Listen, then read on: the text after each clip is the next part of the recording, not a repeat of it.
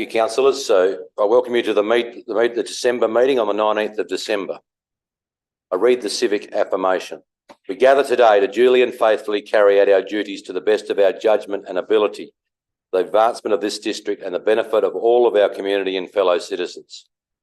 The Coorong District Council members acknowledge and pay respects to the traditional custodians of the land and waters, the Ngarrindjeri people, whose ancestral lands are on which we meet today. We acknowledge the deep feeling of attachment and relationship of Aboriginal people to country, and also pay our respects to elders past and present. We also extend that respect to all First Nation people. Thank you. First item is apologies. I have apologies from councillors O'Hara, Bowman and Bland. With 4 councillors, we will proceed. Acknowledgements. Anyone got any other acknowledgements? Haven't said anything to me? No. I'm just going to acknowledge Shanti Ditters down the end here, who's been our acting Director of Roads and Infrastructure. Shanti will be leaving us because she's been acting in early January, but we thank her very much for her time with us, giving us some different perspective on how we operate. Thank you, Shanti. Thank you. Number 3, declarations of conflict of interest. Do members have any conflict of interest to declare, councillors? There being none, well, I'll move on to item 4, confirmation of minutes. So the first one is the minutes of the ordinary meeting, including the confidential minutes held on the 21st of November. Can someone move that way, please? Councillor. Mr Mayor, I would like to move that we accept the minutes with the inclusion of the answers to the questions on notice. Yes. As circulated by the CEO yesterday. Yes, that can happen. It's going to be separate. Hang on. There's a group of questions that were on notice from last meeting were circulated yesterday to councillors. You Mayor, I would assume you can't just pop them into the minutes. Right. We could we can just put them in the meeting. Okay.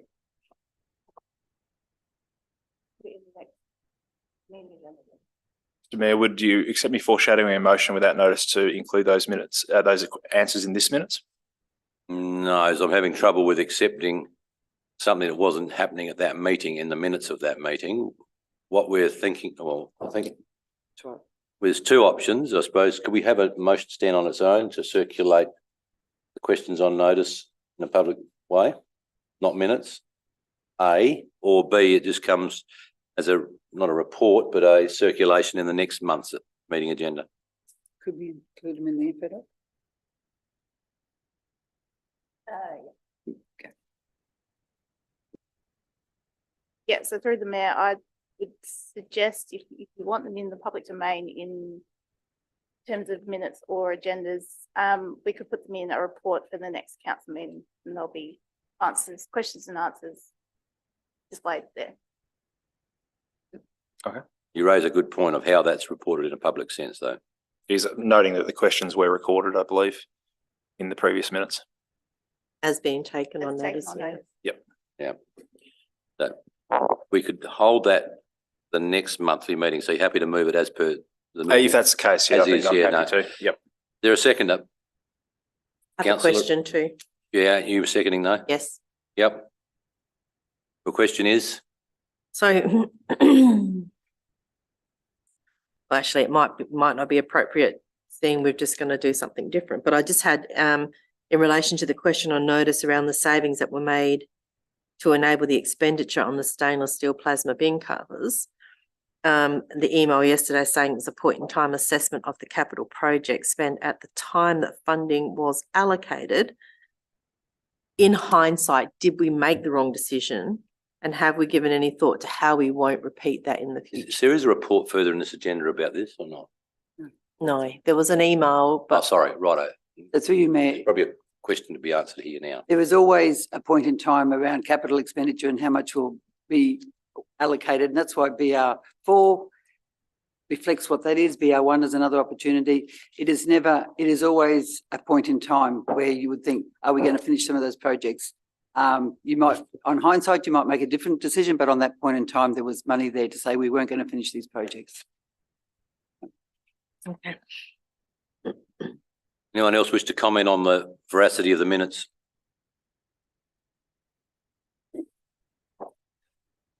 There's no one. Quincy, Number one, minutes of the ordinary meeting on the 21st. Yeah, they're going. doesn't say that on the I motion. know, but what the CEO just advises that we'll put them into the next agenda as questions with answers so that they get into the minutes. Okay. Closing, eh? Just noting that keen to see those answers recorded in the public minutes, so in one way or another. So Yeah, no, Yep. that's the one way, but I think there's no other way. Mhm. I'm going to put the motion. All those in favour? Those against? That's carried unanimously. Second one is the minutes of the special meeting, including confidential minutes held on the 5th of December. Councillors? Do I move that way, please? Councillor Arthur? Oh. Councillor Roundtree is the seconder. Is there any discussion around them? There being none. Closed. Put the motion. All those in favour? Those against? That's carried unanimously as well. Adjourned business. We have nil. Item 5. Number 6, 1, Mayor's report. Obviously, from that SAYROC meeting, I was able to leave. Any other questions? Mayor, Yes. just had a question regarding the Sherlock water allocation plan meeting. Yes, certainly. An informal meeting was called due to the harvest rain. I attended and I offered some general advice to it. The Peak Roby Sherlock water plan is under review as per the statutory process, and a group is re-established that has been established representing that group. They had, I understand, I didn't go to it, the further meeting a few nights ago, and I understand the process of the review from the Landscape Board now will move forward in January, February. So nothing particular would come from us as council at that meeting. It was me as a general, me as mayor, but me there. That's instigated by the board. The review has been instigated by the board. Yeah, I think it's a Funded by the statutory MP. time review that has to 10-year happen. review. So for the Peak Roby Sherlock, which is quite a distinct little Yeah. basin. So I just asked to go, so I went. Any other questions? Okay. Council members report. Councillor Maidman, is there anything else you wish to add to your report? Thank you, Mayor, and through you, just that there's a correction there. I've got someone's put September twice. It's actually September, October, November 2023. Just, it's grammatical, but it's just me. And the gala dinner I attended in Murray Bridge was a good networking experience. It's the first time I'd ever been to something like that, and that was invaluable. And I met lots of different people from different councils and government levels. That was very good. And also, I think I've mentioned in a previous council meeting about the Dragway opening street party at Tailem Bend was a very good PR event, and hopefully we can do that again Do sometime. better in Tailem. I'm not going Christmas there. parade is on this Saturday night, is it right? It's been yes, deferred. yes. Might rain again, but it'll be always the best event in the region. Right, Hopefully it won't rain again. you did right. Okay, thank you, councillor. Item 7 is petitions. I have none. Nil. Item 8, deputations. I have nil. Number 9, public question time. I have 3 questions. Stephen, can you come forward to the chair, please, and read out your 3 questions have been submitted in writing. Stephen Fake. I'm going to Stephen just to read out his first one, and he's very good. He's given us a copy already. So Will you mind, yes? Please note. You can hear me on the video. he's in Mexico. No, I know, but if he ever watches it. Right, thank you very much. The first one is how many kilometres approximately of sealed roads have been resealed in the last 5 years? Edging work on Caldy, Karkuma and Narung roads is not resealing because the whole road hasn't been resealed, only the edges have been done. And shouldn't be included. Yeah. So as I've already indicated, I think there's no way we can answer that here today, and we will just take that on notice. And just through you, Mayor, going back the 1, 3, 5 years will also require a little bit of work, so that won't be by next meeting. I did, I did happen to get it up to date salaries register and just noted that I know that the new director of assets is just temporary, but we have got 6 other positions that I thought could probably Don't go there. find that information. Don't go there today. Right, your next question. Right. On page 123 of the 444 in the agenda, in today's agenda, it states under revenue, grant income is $597,000 and includes Black Summer bushfire grant money of $294,000. How is that figure there? Is it left over from the $1,471,555 that the initial grant was? Where does the cost of the towers? How do we know how much the towers cost? And does council keep the difference? Yeah, so can you answer that? So I can answer some of that for you. First of all, the 1471 is the total grant. That's not ever paid in one lump sum. And if it was, we would have an accounting treatment for it. The 294 is probably a milestone payment as the work progresses. And it really is, council is the go-between. We got the grant, but it's actually a relationship with Telstra. So we got the grant from the Commonwealth Government. We actually meet the milestones and then we give the money to Telstra. The whole project will never go over the 1471, which is the total of the grant. Right. Just seems a bit confusing to have that in there the way it is in the figures. Like often our financial figures are a bit hard to understand. Person, I would say, and wouldn't you just have what the cost of the project is and what the grant was, and then No. that's it? So through you, Mayor, no, Yeah. there's a specific way of treating grant payments. Some of them will come in as a operational payment. And then we may have to, if it's not even expended this year, there's an accounting treatment. But we are the go-between, if you like.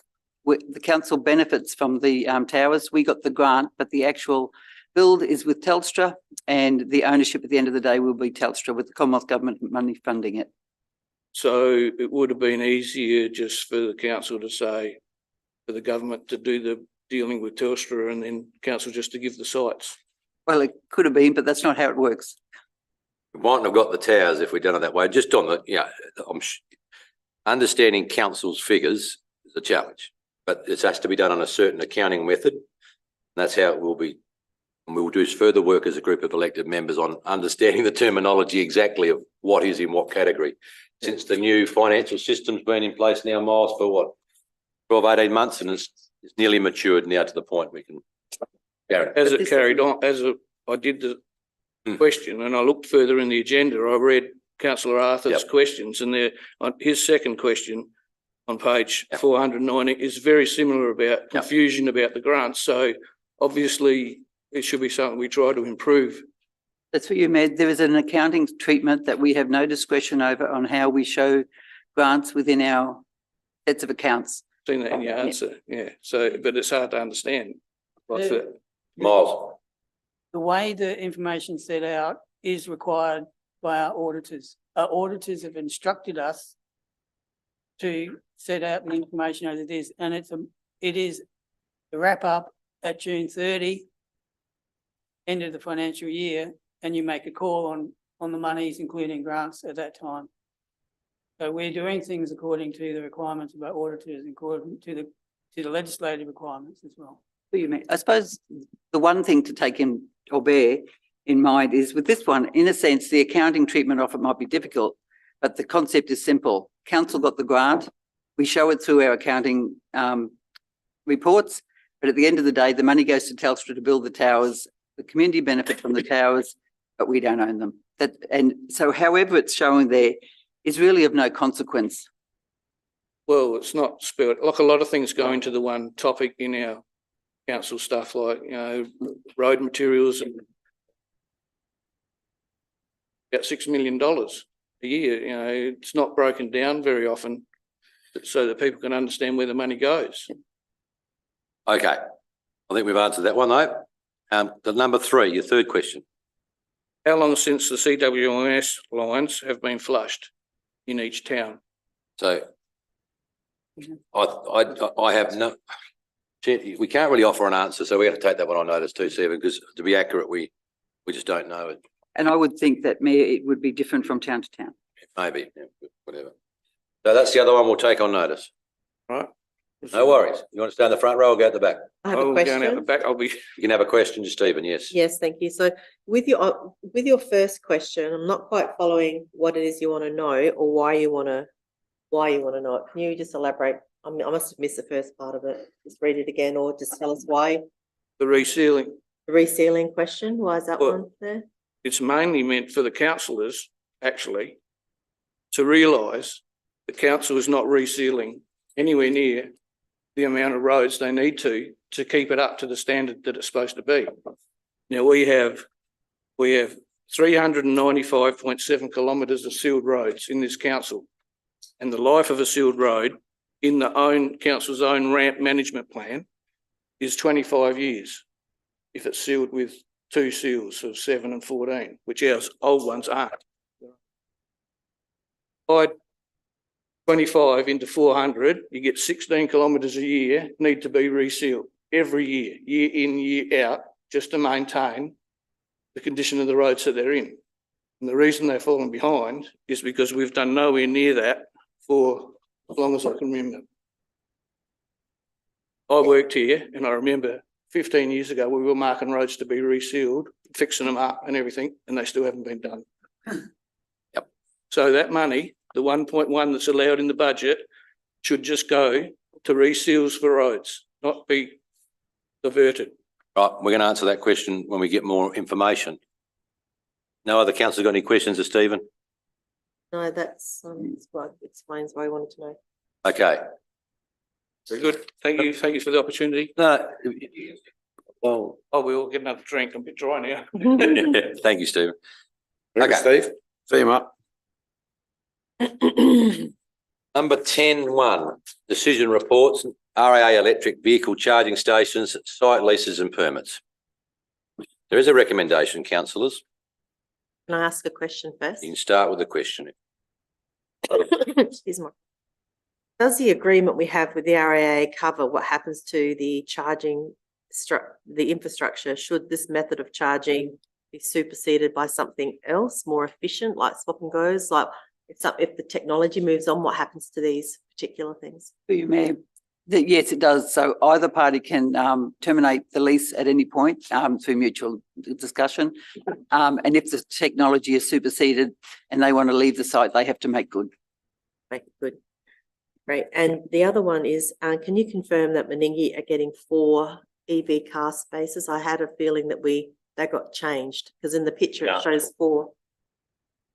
If I may, through you, I think the recollection was that the councillors made the request to go back and ask for 4 at the last meeting, last time this was discussed, because they had reduced it, and it looks like in this The acting plan. director may know, she's looking, I can see that.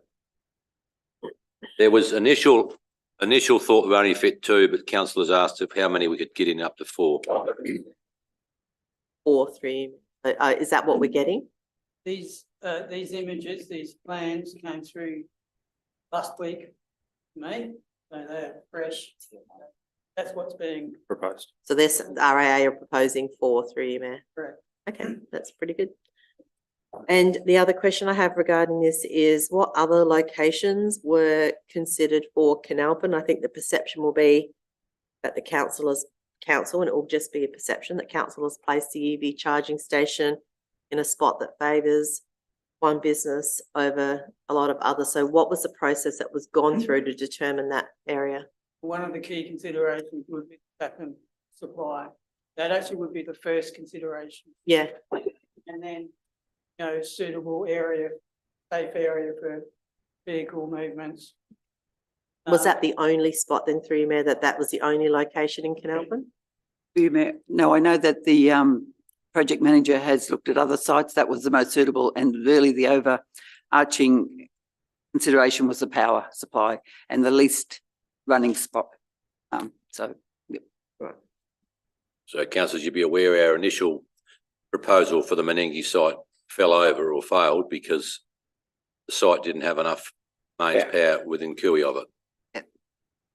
Yeah, I guess And when that's I been the get, driving force in this. when I, through email, when I get asked the questions Yeah. about why it's there and it's going to cause problem, I want to be able to have a really Transformer. clear answer. Transformers above you. Transformer is above that spot. And that's the only place in Canalpin where that is. Well, Also it's council land. Only place the power is available, Okay, well, that's, in a public. sufficient power. so we were looking at road reserve. So it was a PowerPoint with sufficient road reserve to put car spaces in. Yes. Right, okay. I have a question, Yeah, couple of questions actually. yeah. Why are we doing a term lease of 20 years? For something in point 2 says it's going to be for 5 years installation. And point 2, after 5 years, who's going to own, maintain, or remove and reinstate the areas where these electric vehicle chargers are? Start with the first question, which is around the 5 years and 20 process miles, please. So, thank you, Mayor. The 20 years applies to the lease of land. So that is the Fallon Bend and the Menengi sites, which are Crown land under the care and control of council, and we establish a lease, and the lease for 20 years is in accordance with our policy.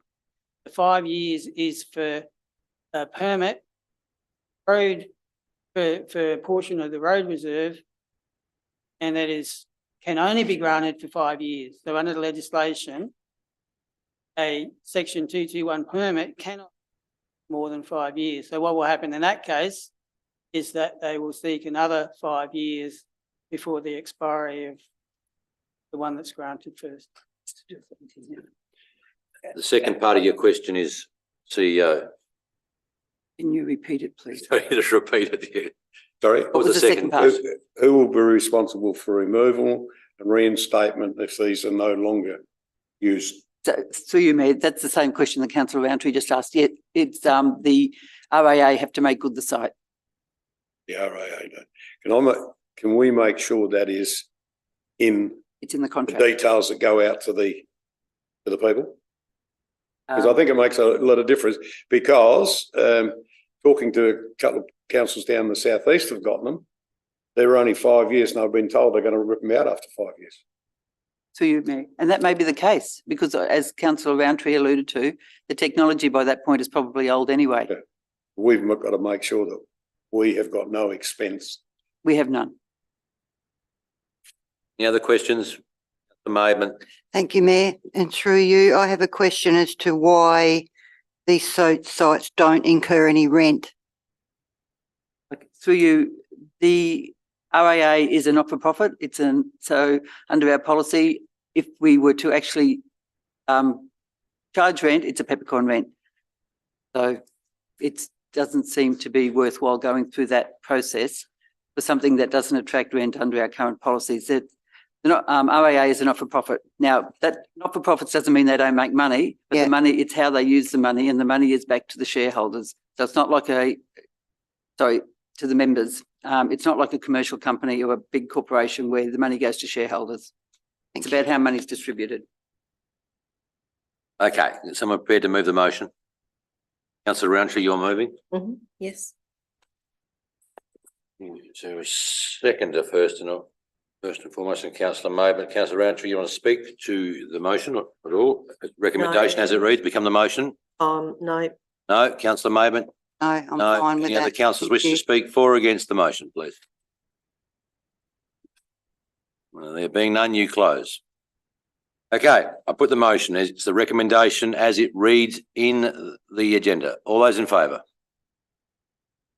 Those against? Councillor Arthur, are you an against or a late for? I'm against. Or against. So the motion is carried with Councillor Arthur voting against the motion and Councillors Maidment, Beach and Roundtree voting for it. Still carried.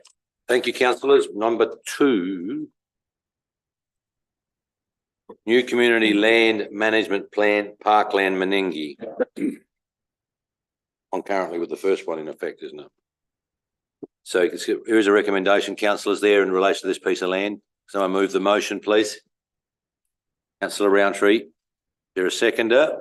Councillor Maidman. It's open. Who wants to lead debate, if any? I know, I think it's fairly straightforward, that one. Okay, The process. Agree. agree. Any Right. other councillors wish to Yep. comment on it? Mr Mayor, may I ask the question, why within the recommendations aren't there the 20 years and the 5 years as in the previous recommendation? To Mayor, this is, so we've already dealt with the lease issues and the section 221 permit deal with creating a community land management plan that enables you to lease the land. So this is this is in addition to what you've just passed.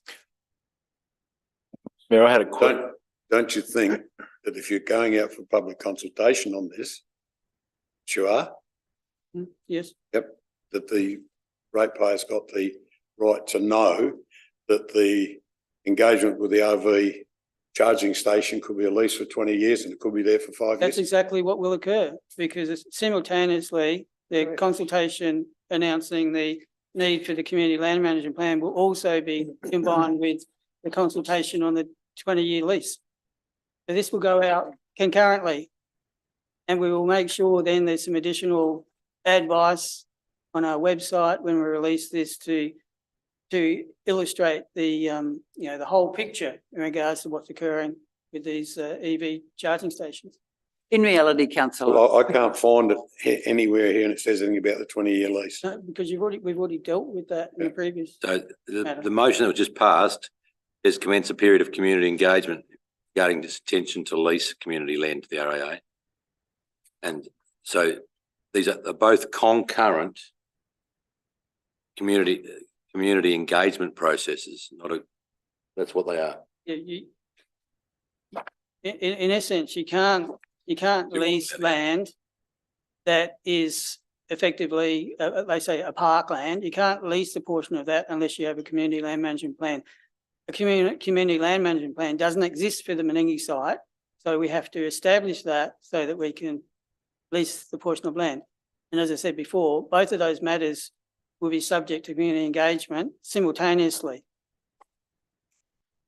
Okay.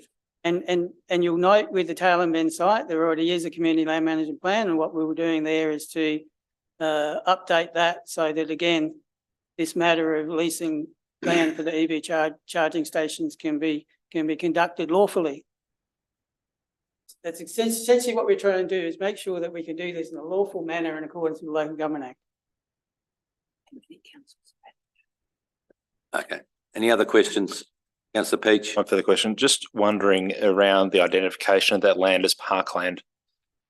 Given that hasn't been its historic use, is that, which is the one thing that stood out to me when I read it. Technically, it's part of it. It isn't just the CFS site, it's what's adjacent to it as well. Any further discussion? Close, councillor. Close. Motion is the recommendation in the agenda, councillors. I'll put the motion. All those in favour? Those against? That one's carried unanimously. Number 3. Community Land Management Plan, Dixon Reserve is associated with the last two. Is there any discussion? Can someone move that way, please? Councillor Peach. You're a seconder. Councillor Arthur. Any discussion around that? Go to community consultation. Just one point. The Dixon Reserve and the RV, you've got the money concurrently. They will be two separate questions because the RV station has really nothing to do with Dixon Reserve. This Dixon Reserve stretched. Through the chair, it's the same parcel of land that is part of the community land management plan. So by essence, we have to include Dixon's Reserve as well. Same parcel of land. Well, I've got a copy of the Dixon Reserve report done And I had a look through it last night. For the council, a great expense, doesn't go up to the top of the highway. Did you look at the community land management plan for these two sections? Okay. That is what When I we're look referring- again, it's nice flashy, This is what. we're produced by the referring to here. council. We're not talking about the Dixon Reserve Management Plan, we're talking about the Community Land Management Plan for these two sections. It happens to have this parcel of land that's identified for the EV charging stations and Dixon's Reserve. No, that's So right. it's top of the cliff and bottom of the cliff. There you go. Yeah, anyone else? Okay, councillor, you'll close. No. Mr. Peach, you're the closer. Close. Put the motion. All those in favour? Those against? That's carried unanimously. Yeah. I would just note, and Shanti pointed out to me, in the RAA documents, there is a mention that one of the documents on council, they've obviously made a little error there. We'll fix that before it going out to public consultation. It's not to do with Onkaparinga. No. I'm surprised that no one picked it up. Yeah, they're all the things we pick up. After 400 pages. Yeah. Number 4. Community grant sponsorship and funding policy. We want to have a bit of a discussion. Happy to. Yep, that'd be Yeah, good. well, I'll start with letting 5 or 10 minutes of discussion around this. I'd just like to say I was quite pleased with the. I don't think we're necessarily where I would have liked to have seen overall, but I'm very pleased with the response to some of the suggestions. And I would note that apologies for my grammar and syntax. I was typing on a phone in an aeroplane, and I didn't realise it'd be published in the public document. So thank you for that. But no, I just think I think we're sort of landing somewhere near where we need to be with this. I do still think it does need to be 2 different documents in the long term, but I look forward to seeing the public feedback on the document, particularly from sporting groups and so forth that have used the grant process in the past. So have you got any questions, councillor? Otherwise, we're going to move to some formality quickly. No, I have some questions. Okay. So I wanted to ask, can you explain why having the community grants and water provisions are better off being dealt with under one policy? It's now an 11-page document that could present as quite an onerous read to someone applying for a community grant. So was there a discussion around why it's better to have them together and not separate? The thinking was that all of this information relates to either grants or some sort of sponsorship to community groups. So it's one and the same package in a sense, and sometimes community groups may want to have a look what else is available to them, so it's all in the one spot really. There's probably no reason why it needs to be 2, but from a user perspective, most community groups will go and say, well, I wonder what council can provide to me, and here it is in one document. Mayor, so it was having all of the grant stuff in one spot. Correct. So my next question, from reading it, I guess I got a little confused going through it. So is it the view of staff that it is equitable for one club to have to apply for a grant to water their oval, but other clubs who are on different watering systems don't? And I think that's where it loses me a bit, because some have a system and get their ovals watered, and others will have to apply through a grant process annually to do it. So we'd probably just want to leave a space for, there may be a time when a sporting oval may not want to do that. I don't know, I can't envision when or how, but it was really to say, and this has only come up in the last couple of years that this request has come through. So it was more about just leaving that space for the sporting club to make a decision one way or the other. Now, we might find that after the first year, it's just a matter of course, which then we may have to review it and say to you, we think it's probably better that it's just a rolling payment. So. Yes, and through you, Mayor, I sort of feel that's where it will end up, and I guess I was trying to circumvent that a bit and just get to that point. So can you explain what existing recipients receiving a water service under this category are not entitled to apply? Page are you on? Oh, it's in the, I don't know, it's in the, I don't know what page I'm on, because I'm reading it from my notes. But it came up twice, and my understanding is like a town that's already receiving water, and I wasn't sure, are not entitled to apply? So So say they for, can't double dip. that's right, correct, through you, Mayor. So if the facility is already part of the council scheme where we use it to distribute water, they're not eligible to apply because there's already a system in place for them. So the other question I have the three, Mayor, is there a risk to the ovals relying on grant funding to have them adequately watered should the council of the day choose not to allocate funding or reduce funding for community grants? It is a risk that, it is that risk that makes me want to see the policy separated. Because I feel that if there was a year where we did take away or we didn't do community grants, and in the case of the water being tied into community grants, that could be quite detrimental. So, and it does come down to the council on the day. And the very first year I was on council, we did abandon community grants altogether. So I feel like this is a risk, some of those ovals, and I guess I'm particularly looking at Canalpin Oval here. Through you, just one comment, a different funding allocation, so the water is not tied into the community grant funding bucket, so they will still have their discrete allocations of money under the budget arrangements. So each year, you will turn your mind as councillors to what's in the budget. Is it 1 round or 2 rounds of community grants, no rounds? Is the water, is it as in the policy, or do we want to alter the amount in the budget line? So those decisions won't go away. They will be there every year because there will be a budget allocation. That really, through you, Mayor, goes to answer my last question. And that was around whether we would be presented with a community funding budget line, or would it be community grants and then the water? And we might still decide not to do A, but we might do B.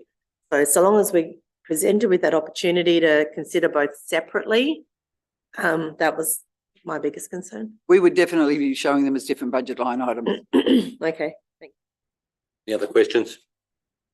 Maidment. Thank you, Mayor, and through you, with the acquittal and reporting 6.2, there's no provision in there for reimbursement of funds back to council if the acquittals are not submitted within 3 months of the project completion. Do we as a council want to pursue that? You may. Because my reasoning behind that is that, and we only need to look further in the agenda, that some of the acquittals are 1-2 years over, and we aren't a charitable organisation either, I don't think, are we? You may, we do actively work with community groups, bearing in mind that most of them are also staffed by volunteers. Yes. And each year those volunteers change. We would bring back to you if we had a concern with one where we thought that it may turn into a bad debt of some sort, but at this stage we're not concerned about that. So just to be clear, there's no option moving forward of including a clause like that in the future policy?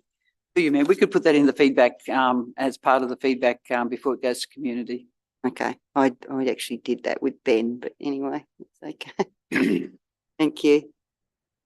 Councillor Roundtree. Sorry, I thought I was done with questions. I just wanted clarification again around the 6,500 kilolitres. Is that per oval or for all ovals? Like per oval? Per oval, okay, thank you. And the last one was just formatting. So under 2.3 grants needs to be indented, and 2.6 font size in the final version was smaller. You may, that will change significantly in formatting once it goes Okay, out. beautiful, thank you. Councillor Peach, you're the only one that hasn't asked any questions, which I haven't, yeah. no, you have, sorry. That shirt today. Councillor Arthur. Thank you. In the transparency of what we're putting here, why have we missed sponsorship or community applications that we spent for the NAIDOC Aboriginal, the $25,000 that was in the budget this year? Also, the $15,000 which is in the budget for the street party. They are community events. So everything that is a community event should be going into this policy. We cannot pick and choose what we put in. That's my first point. Your question is, Why aren't they included? You made their council events. It doesn't They're not matter. They are still community-based events. There They're is- not, NAIDOC's not They're not, they're not a community event. they're not applying. for They're an event run by council. They're not a council event, are they? Because Yes. they are a NAIDOC week event. And according to information we received before, we do get money to run them for them. Through you, Mayor, they're council events that we run. Now, you as councillors could decide that there was no budget allocation for them, so no event would be run. But the answer to the question about the NAIDOC was that I think I put $5,000 that is for the budget line, and we generally get a grant of $2,000 as well. But there is a big difference between a community group who is a not-for-profit, who is not connected to council, running an event, and that's what this policy is designed for, versus a event that is run by council for the community, but it is run by council as part of their budget. That may be the case, but I think the ratepayer wants to know what events then council in advance, what events council are sponsoring and running, and how much it's going to cost them. So that's in the And budget. this would show up because it would be in part of the report. It can't be in this process because this is about giving funding to other organisations. So, but it would be in the budget in the normal process. It was a budgetary process. Okay. Next question. The water provisions should not be part of the system. The overall cost you've got here is $52,000. 6,500 litres of water is 19,500. So it doesn't leave much for the rest. The water, correct me if I'm wrong, the provision of water is separate to the $25,000 process. It's part, It's What's in it this say here? policy, but it's a subset of this. the revised policies propose application for water provisions, public amenities provision, annual funding support of 52,000 would be Up to required. 52,000 would be required. Through you, Mayor, that could be changed any year as part of your budget deliberations. Those amounts would be set every year.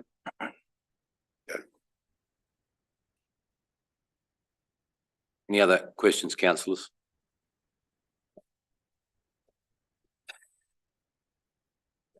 This for community engagement, councillors? Been a long process to this day. I am looking for someone to move it, please. Councillor Peach, you're moving. Is there a seconder? The Roundtree. Councillor Peach, you want to speak to it? Ooh. Thank you, Mr. Mayor. I probably did enough of that at the beginning. I'm happy to move this to community consultation. As I said, I'm looking forward to some good engagement with some sporting groups and community groups that have used it in the past. Is more streamlined for them. Yeah, councillor Roundtree. Anyone else wish to speak for or against? You'll close. So closed. So recommendation is as it reads in the agenda, councillors. I'll put the motion. All those in favour? Those against? That's carried unanimously. Number 5. Disability Access and Inclusion Plan Progress Report. Recommendations, council receive and note the report. Someone prepared to move that. Councillor Roundtree, you're moving? I also have a question. Yes, try me now. Does the CEO or yourself, Mayor, have a sense of whether or not the government will be providing any grant funding sources to assist council with completing any of the actions in this plan? And I know Do we there's- have any sense of that? Yeah, has there been any discussions? Or I mean, that obviously the government's very keen for councils to do this work. Have they said, and we will offer X, Y, Z? Through you, Mayor. So with disability access, there is from time to time grants for particular things. The changing places one comes to mind. But as a overall arching position, I suppose, council has a plan that shows their commitment to making sure that disability access and inclusion is part of their strategy, but there is no funding per se or just blanket funding from the government to do that. And there's also an expectation that if there are some things we don't comply with until we actually do a renovation or so. Yeah. Okay, thank you. Is there a seconder for the motion, councillors? Councillor Maidment, thank you. Do you want to speak? No, that's good, thank you. Anyone else wish to enter the debate?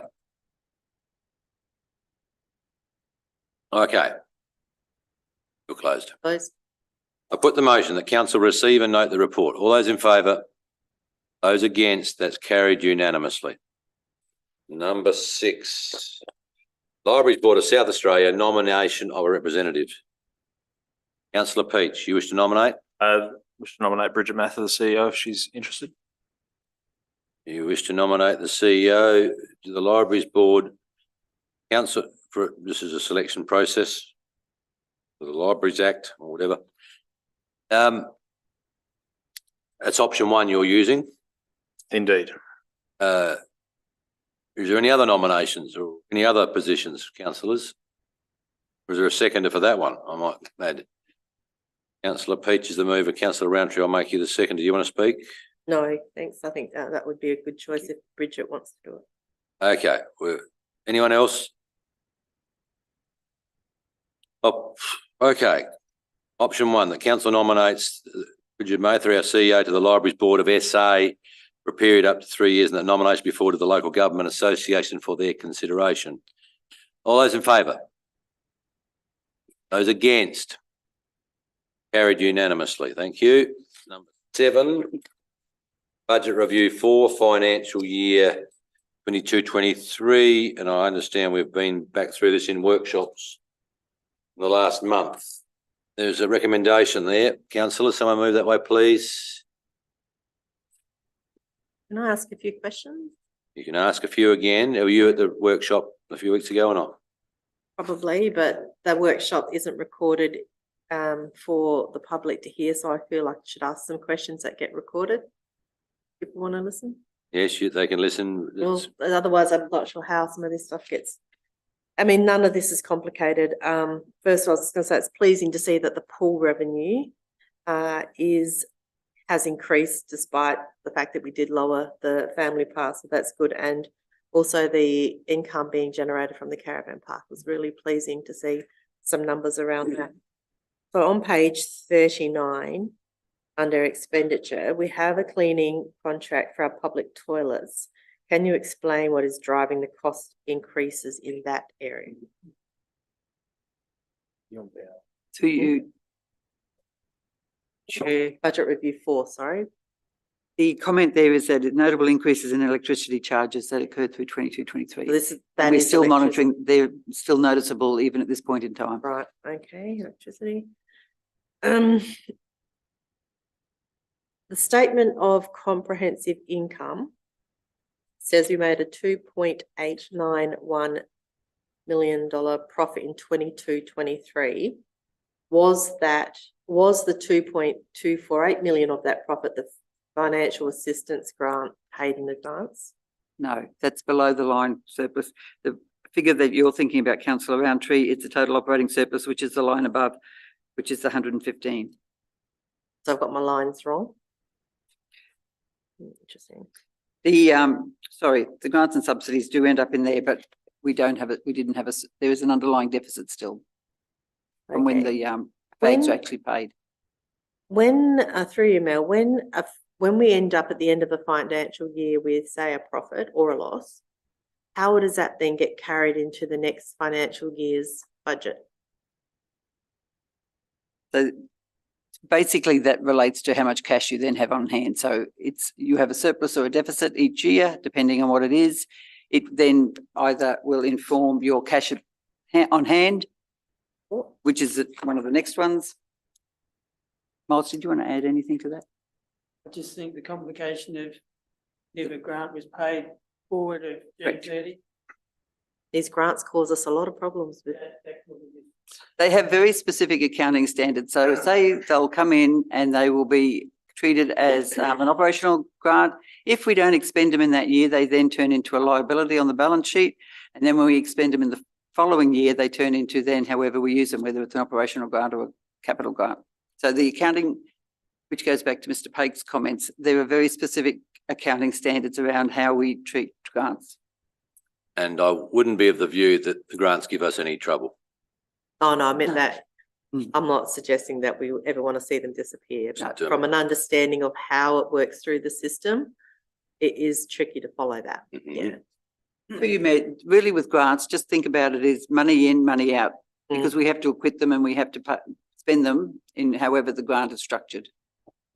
So my last question on that matter is, can you explain the budget variation of 53,000 for public toilet cleaning, pumping and hygiene contracts?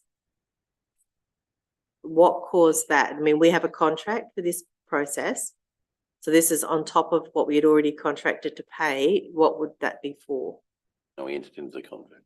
Sorry. Then we entered into the contract in this period. I am going to take it on notice, but from memory, I think there were 1 or 2 pump outs that we had to do out of the blue. And there was also some renovation or restoration work we had to do to one of the pump stations that we weren't expecting to do. So that wasn't that work we did with the CWMS pipes or anything No. like that? No, there was something. I sort of vaguely recall that actually now you say We- that, Well, at Tailem Bend, at Yeah. least, there were substantive works had to be done at a certain time. but out of the contract. The CEO will take that on notice, councillor. Okay, thank you. Any other questions, councillors, around this? I'm going to go to councillor Maidment next. Thank you, Mayor, and through you, just one quick one. Reimbursements, 26,000 favourable. I think it's on page 11, this part of the report. What are the Centrelink parental payments? So if a staff member or a staff member's partner goes on paid parental leave, there's a payment from the Commonwealth as well that employers have to pay. So the Commonwealth pays the employer pays the staff member. So it's a paid parental leave payment. So it comes in as income and then we pay it out to the staff member. But again, we are just a channeler of that money.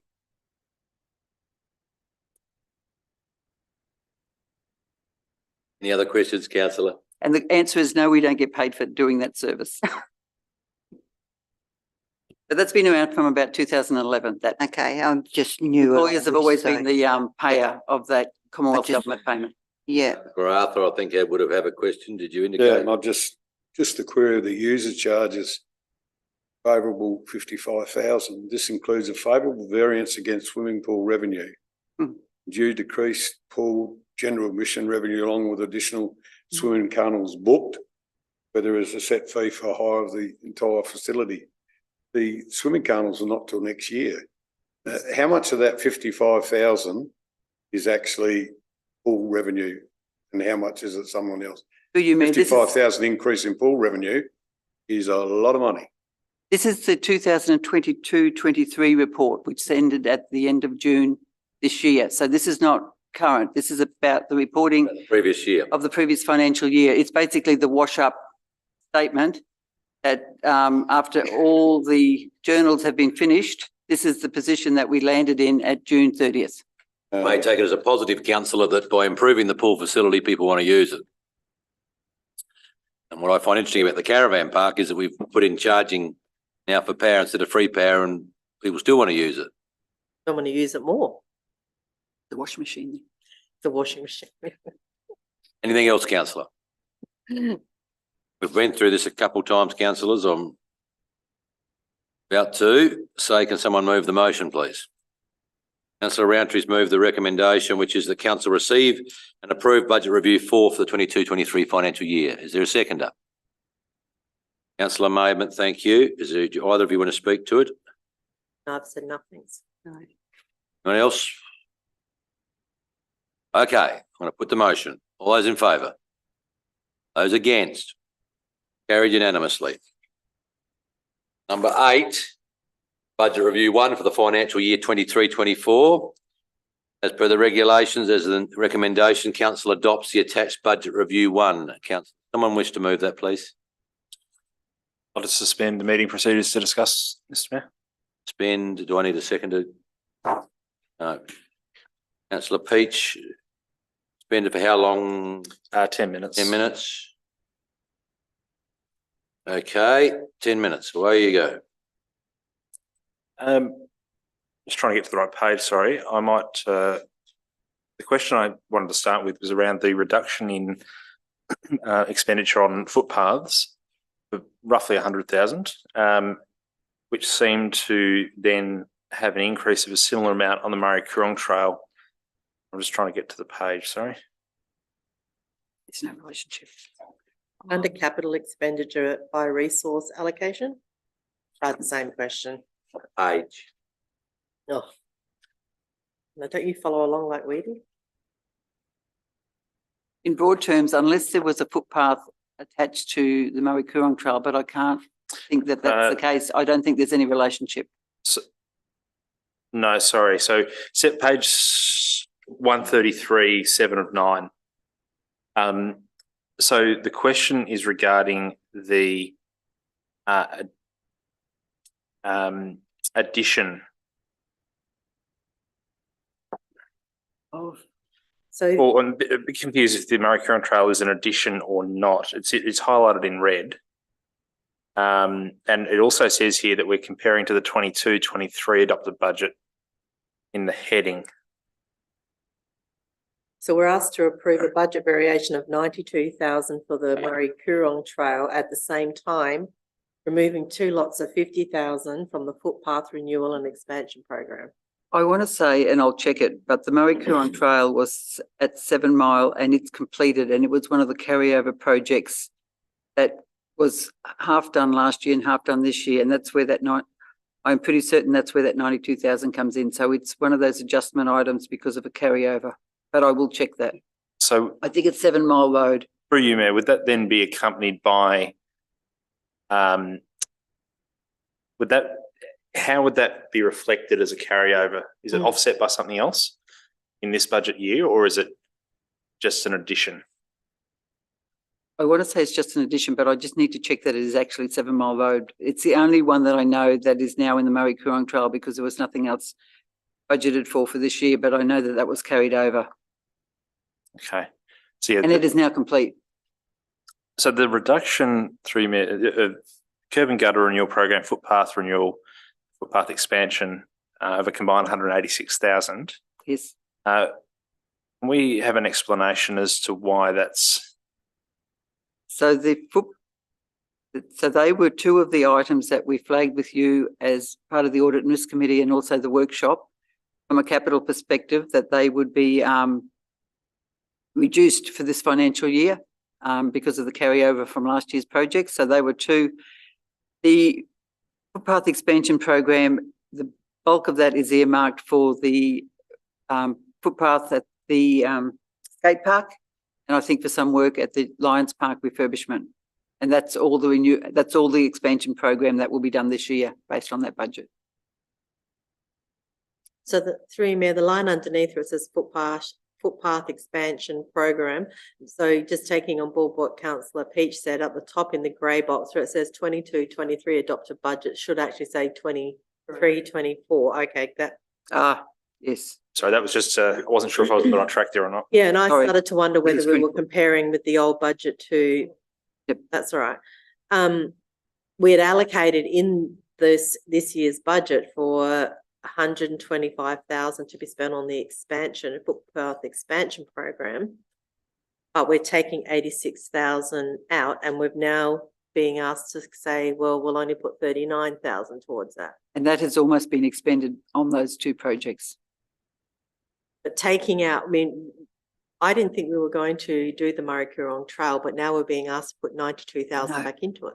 That it's completed work. That's really, I'm pretty certain that 7 Mile Road and some works that were done there as part of the trail. I will check that, but that work was completed. It was one of those projects that just straddled the financial year. So then how come it wasn't as our part of our fixed budget, and why is it coming up in budget review on as a variance? I'll have to check. Sounds like That's we what's need throwing to me. do Sounds it like it's something new. No, it's not you.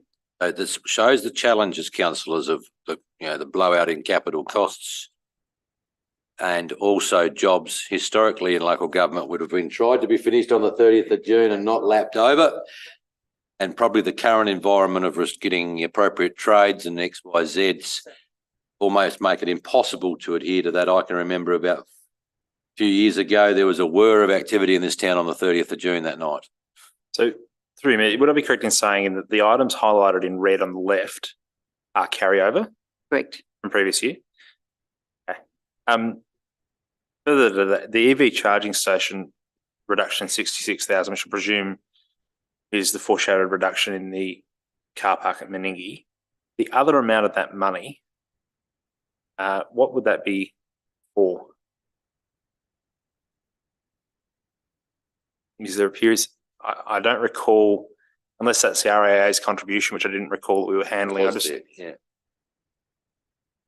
Oh, it was there 50 to go. It was to do with the RAA's contribution for the car park. so they will be They may or may paying not- that to us to then expend. Yes, but I have to check now that we're not doing the car park this financial year, what that actually means. Okay. So.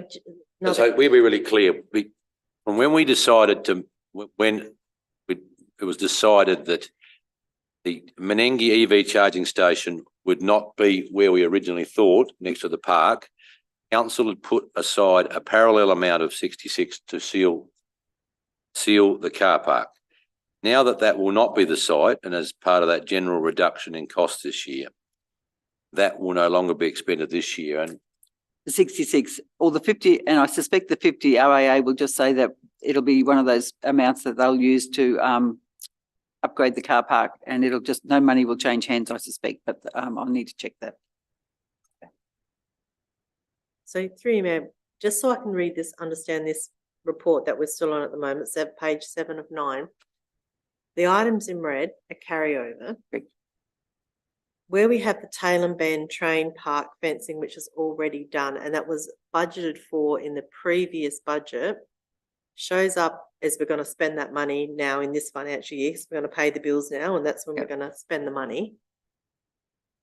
How does that work with, because, and that makes sense, I guess, because there's nothing allocated in this year's budget.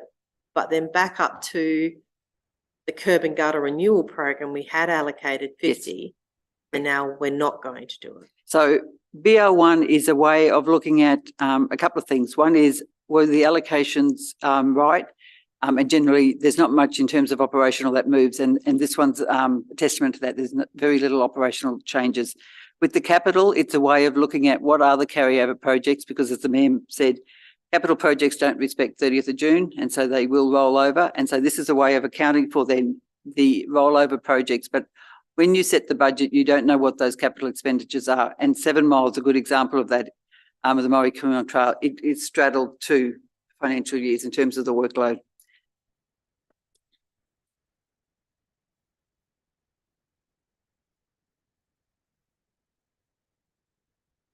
I'm probably nearly out of my 10 minutes, councillors. I've got about 2 left.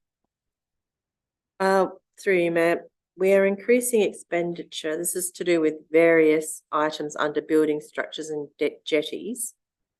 That's above where we are now. I'm trying to find the page. Should really make note of this when I do it next time. But we are increasing expenditure by 403,000, and that the line item, so it goes up to 653,000, and it's just got various items. Can you provide a little bit more detail of what those various, What page? 7 of 9 we've just moved from. is it? Yeah, so we're going up. I think it's actually up a bit further. 8 of 9. Well, no, it would be 6. It'd be going back up the page, going backwards. Right now, I can find it on this end.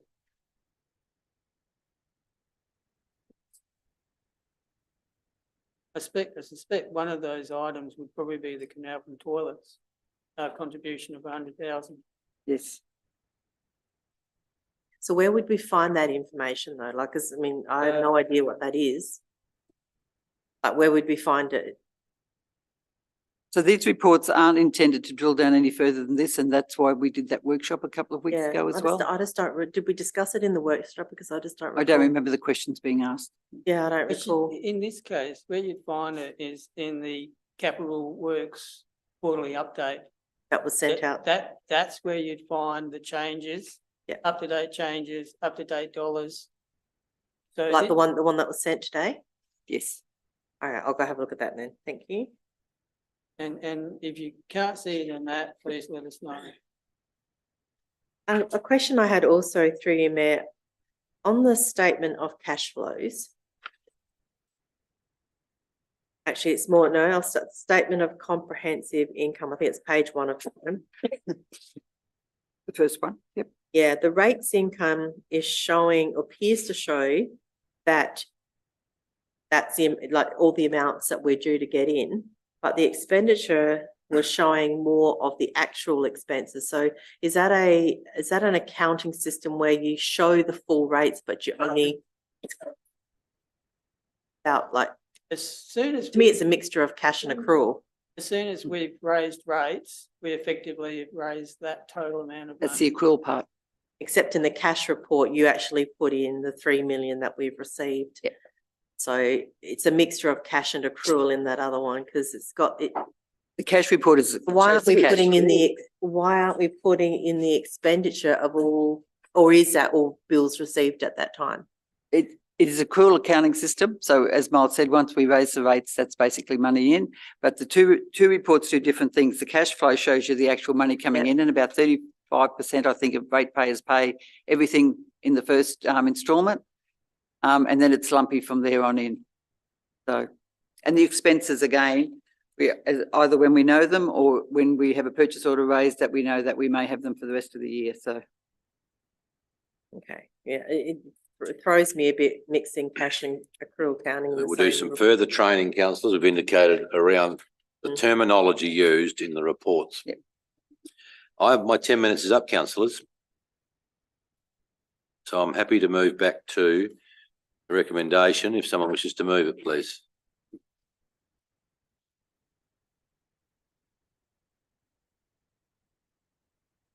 Don't rush me.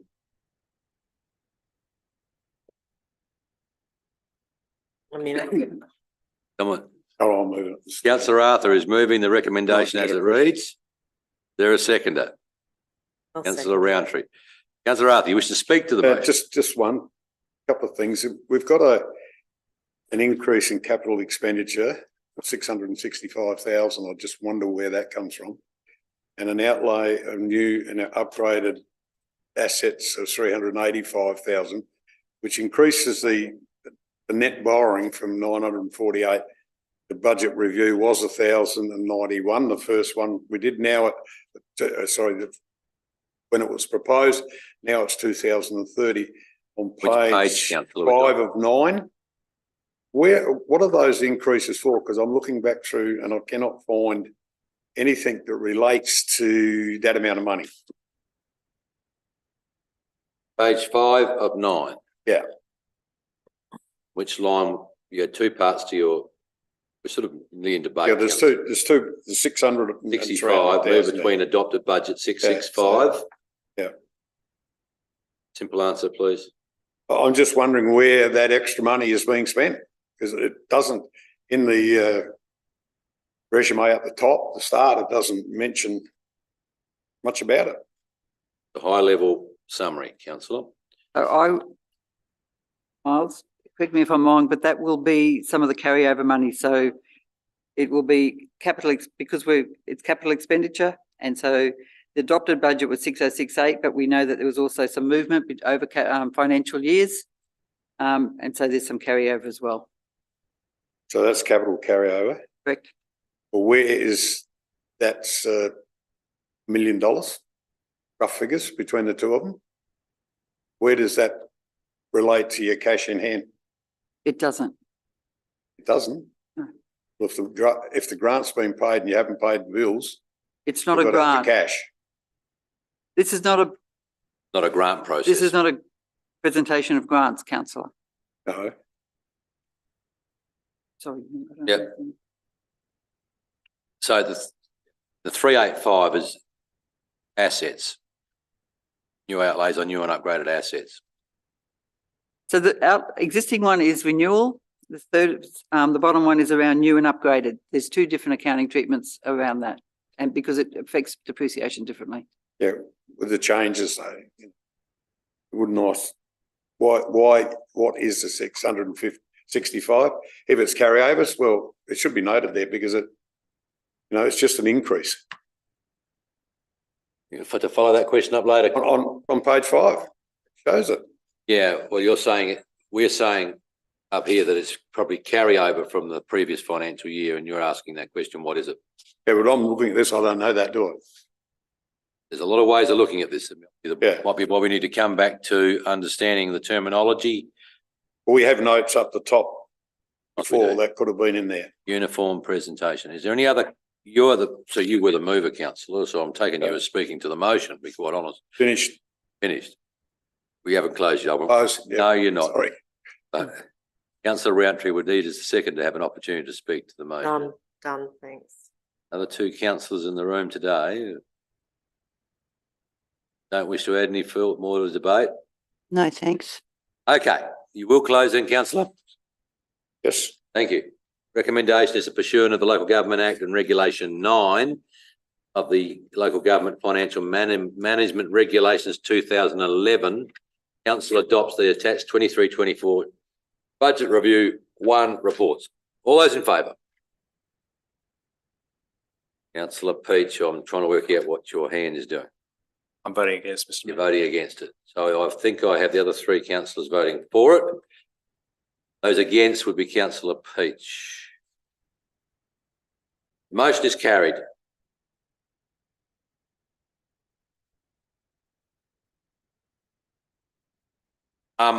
Okay, number 9.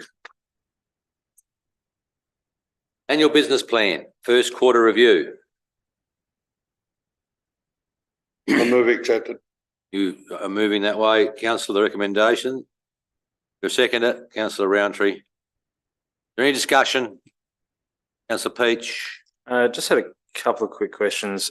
Refreshment of the Curong brand, I noticed it's been carried over. Where is that at and is it necessary? So, through you, Through you, Mayor, it's actually complete. So the sign at the Canalpin Pool is just a reflection of that change. It's not a change in brand. It was just a refresh of some things. The Canalpin Pool wanted a larger sign. The hall sign will show that. So it's really just a little bit of a change in the colour scheme more than anything else. So it's not actually refreshing. We're not refreshment of refreshing the brand. itself. No. That's probably titled a It, little misleadingly. it was what was in the original ABP, and so we've left those wordings, but it's not, a refresh of brand would cost a couple of $100,000. That was my concern through you.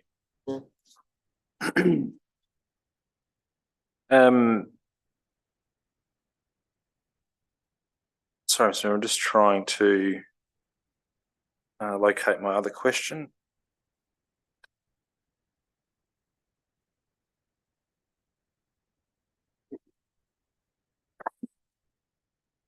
It's not immediately coming to mind. I'll yield. Any other councillors wish to speak? Okay, councillor Arthur will close. Close. Put the motion that council adopts the 23-24 annual business plan first quarter review. All those in favour? Those against, that's carried unanimously. Number 10. Move that way, Mr. Mayor. 10, councillor Arthur moves, which is Delegations Review, Local Government Act 1999. Councillor Roundtree, you the seconder? Yep. Speak, councillors. Councillor Maidment. Question. Got a question? Thank you. Thank you, Mayor, and through you, recommendation 1 says to revoke all previous delegations under the Local Government Act, etc. Should it read, given that it's regarding, unless I've misunderstood, and please correct me if I'm wrong, that this particular this particular item agenda item, sorry, only refers to sections 143-1 and 181 with that in brackets 9. So should that first recommendation state that? Through you, Mayor, the charm of delegations is that if you want to change one, they're all out and then they're all back in. So So if you you may have only to- change one They all get revoked and and they then all it come goes. back in. That's what made me ask the question. I thought, hang on, we don't want to get rid of all of them, do we? We just want this No. particular one. Okay, We probably don't want to get rid of all of them and not right. below that. So does that answer your question? That it does. Thank you. I wasn't simple understanding process, of I the think. process. Yep. Yep. Thank you. Anyone else, councillors? Close. Okay, put the motion as it reads, the recommendation, which is quite extensive. We're on delegations. All those in favour?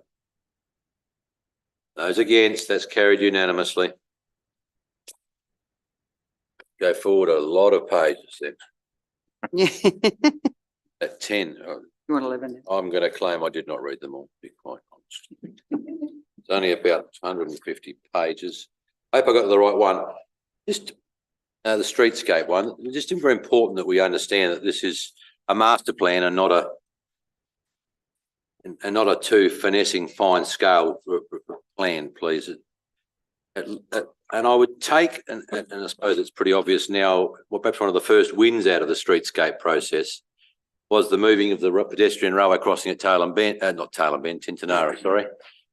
In that, without that plan, I think we might have struggled to convince those authorities. So sometimes the strategy is about getting other authorities to move and change as much as our own internal plans. Councillor Roundtree, you got a question though? I'm happy to move it. You want to move it? So I was pleased to see that the report had been updated. I still don't think they've completely listened to all of the feedback, but I don't think it matters for what we need.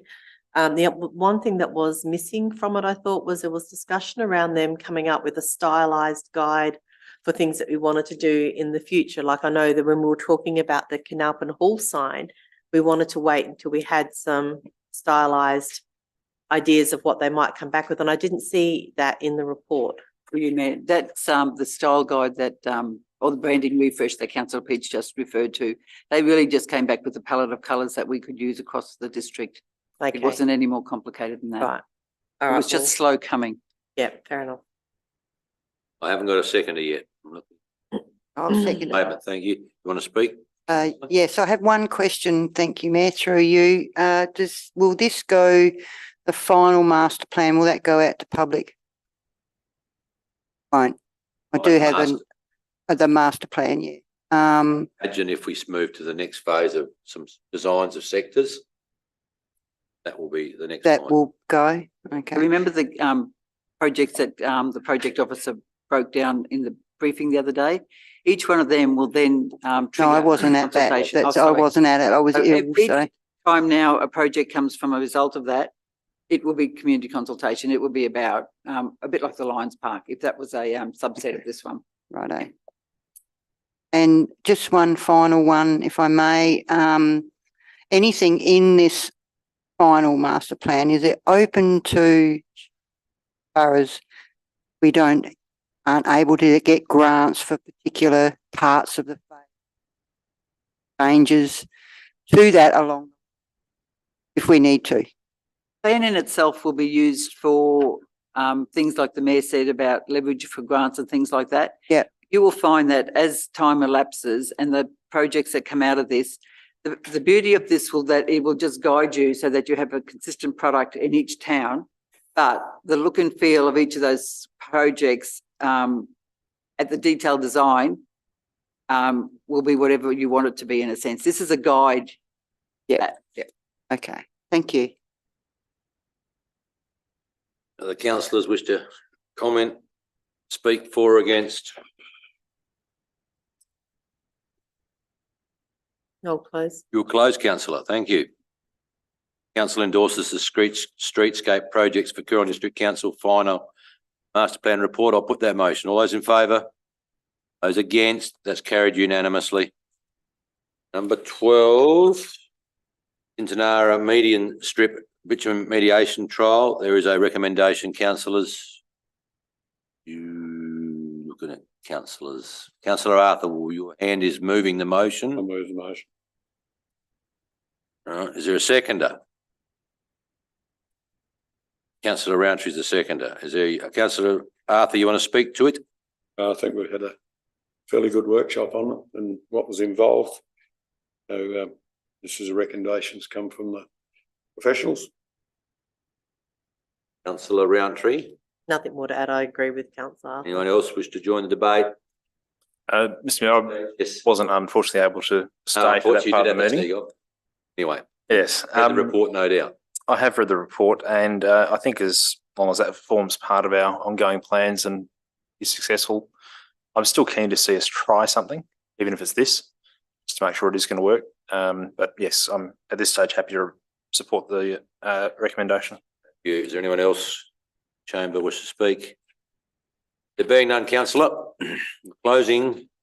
Well, Okay, the recommendation is we receive and note the report. We resolve not to pursue an exploration of this trial of bitumen removal and includes associated tree root barrier systems as part of a detailed design for any future median upgrade. And as you would know, councillors, we did have some discussion around this at the recent roads and infrastructure meeting with some community representatives about various parts of this area. Put the motion. All those in favour? Those against? That's carried unanimously. Thank you. Number 13. Coorong Community Skate Park Shelters and Grant application. And I might just add how I'm happy or impressed I am with the fundraising of the community around this project. It's exceptional. Councillor Rountree. Happy to move the motion. Thank you. Moving. Is there a seconder?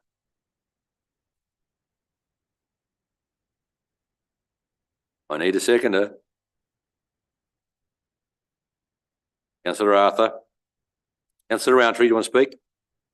No, I think I'm very impressed with what the community's been able to achieve. This isn't going to cost council a lot of money and it's going to achieve a really good result for that area and finish it off. So I'm happy with it. Yeah. Thank you. Councillor Arthur, do you want to speak? Now, I'd just like to make a comment on the actual depreciation. Huge depreciation. $30,000, $2,000 a year. 15, you're writing it off over 15 years. So, you know, like, no wonder we've got such a large depreciation cost and operational expenses of 15, operational expenditure of 15, so $3,500 for $30,000 job. Right, nothing for Pretty nothing. expensive. We'll keep that in mind. Just like to make that comment. Okay, Councillor Beach, you've got the look of you want to speak. No, I'm sorry. Again, I wasn't there for this. So the contribution from the Coorong Council to this will be the footpath.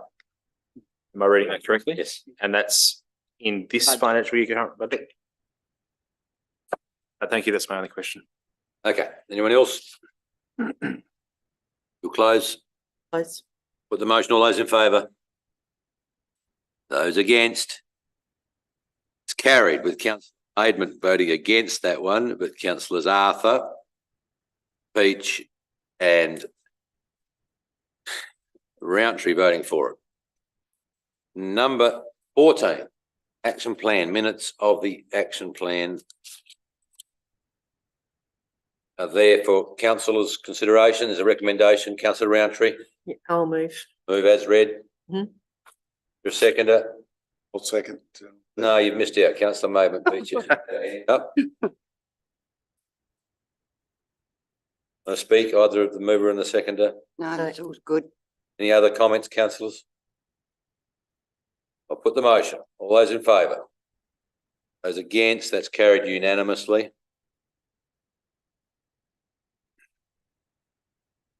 We move to number 15, which is the Tintinara War Memorial Hall Committee minutes of the meeting held on the November the 23rd. Councillor Peach. I'd like to move the recommendation with the addition that council appoints Lisa Thatcher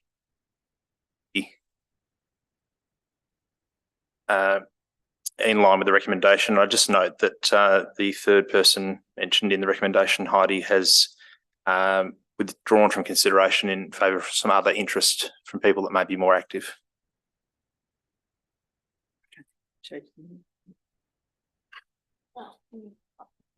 Oh, okay. I don't think there's a problem with that, is there? We can appoint still, even though we are under review. But through you, Mayor, we will, sorry, Councillor Peach, not that I don't trust you, but we would with the person that they're happy to take that nomination. Yeah, being Lisa Hatchman and Rob Leesby. And I just note that Rob was great assistance this week during the Tintinara School production.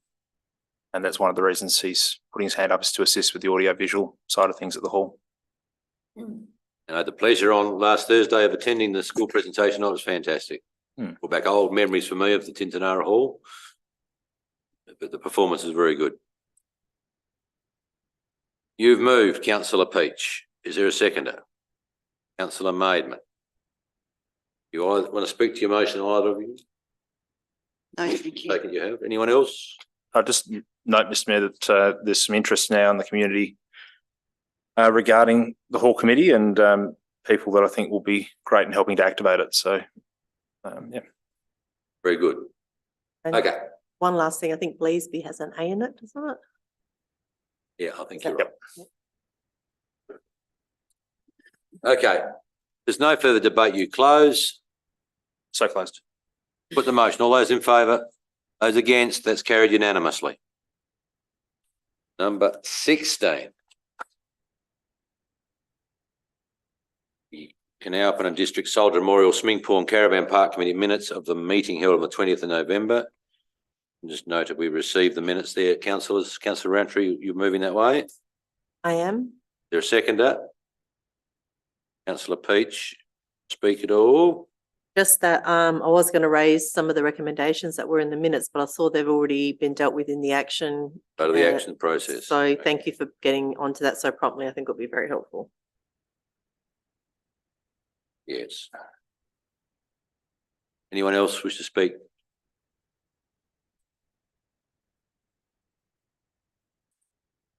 Mr Mayor, if I could just ask a question and happy for it to be taken on notice. One of the correspondence items that came up was the federal member had asked for contact details for the organisation to keep them appraised of future grant opportunities and so forth. And I was just wondering if that is more appropriately dealt with at council level or at committee level, given it's a Section 41 committee. It's more appropriate at council level because the Section 41 committee can't apply for grants. Yeah. Yeah. And we do look, Tracy Strugnell in her capacity with grants looks across all grant opportunities from state and Commonwealth. So in terms, sorry, through me, in terms of responding to that request, just through. acknowledging it and saying the situation is probably the way to go. Yes. If you could send it through, we'll respond to Mr. Passon. Mr. Passon was present at the official opening. In fact, I think he covered his board shorts, didn't he? He did. Memory? Okay. I'll put the motion. All those in favour? Those against? It's carried unanimously, please. 17, Finance Committee minutes of the meeting held on the 7th of November. Can I move that way, please? Councillor Roundtree. And who's the seconder? Councillor Peach. Any discussion? I propose a 5-minute break in a minute too, by the way. Put the motion. All those in favour? Those against? That's carried unanimously. Number 18, which and then we'll have a quick break. And Roads and Infrastructure Committee meeting held on the 5th of December, and just might thank the staff, Deputy Shaney. We had a good look at some rubble pits and some road construction methodologies. Councillor Arthur, I noted that in an email, and we also had a counselling community during that day, which I thought was pretty productive. Gave us a few pointers on what we needed to do. The minutes are there, councillors. Someone move them that way, please. Councillor Roundtree. Do a second to Councillor Arthur. Any discussion? There being none, I'll put the motion. All those in favour? Those against? Carried unanimously. Can we just have a 5-minute break, please? Just thirsty still. From 6:29. So we'll be back here at 25 minutes to 7, please.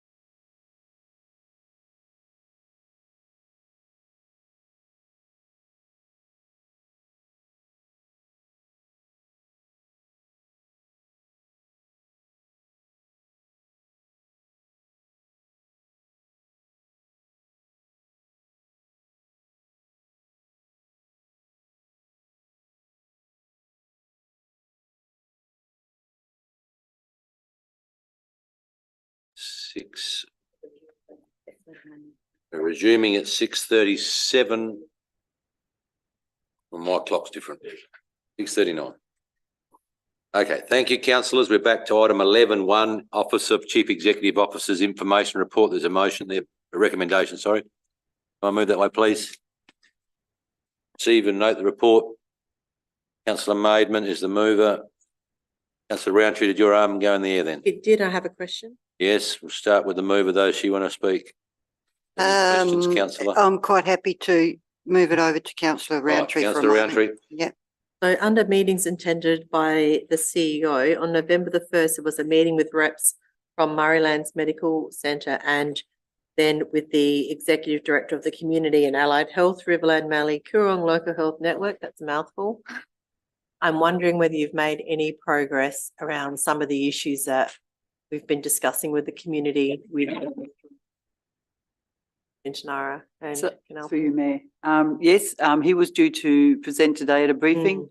I don't think the board gave permission for that to happen yet. He's deferred that until after Christmas. I know the board is talking about service delivery across this district, so we spoke with him to confirm. He said he'll do it after Christmas, so they are definitely looking at it, but he wasn't ready to come. Mr Mayor, can I seek leave of the meeting to make a personal statement?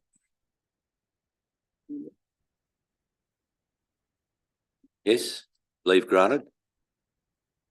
Haven't said no. Yes, councillor, sorry. Yeah.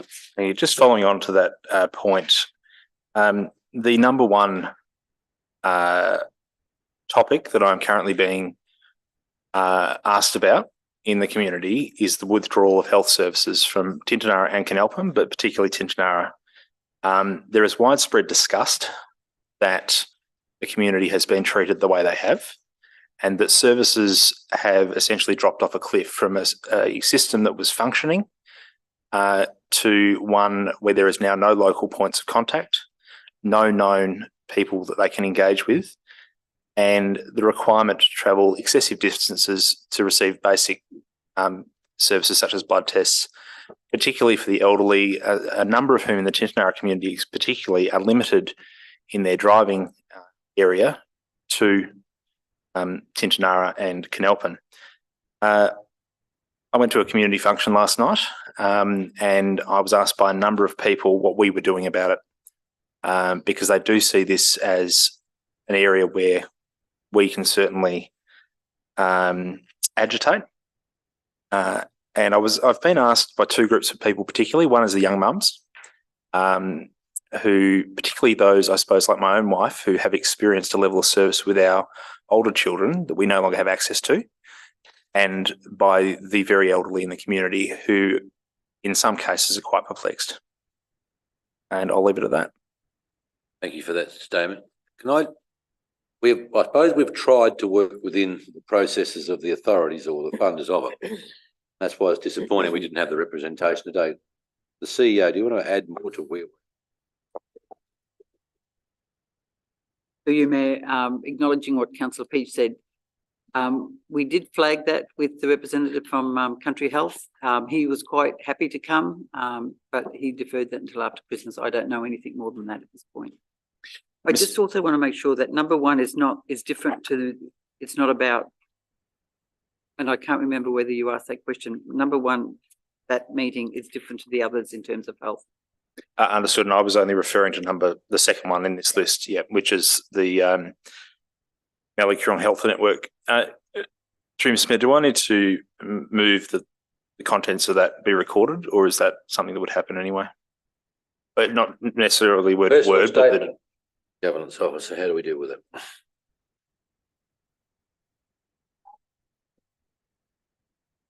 It's the first, Councillor Peach, we're checking.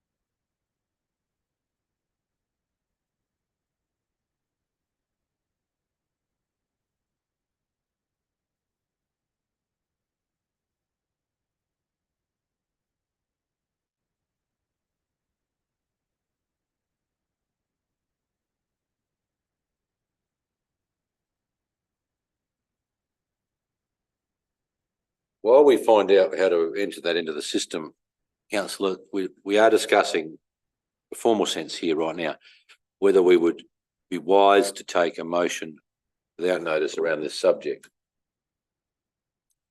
or whether we should wait until the officer from the health department presents to us in January, we trust.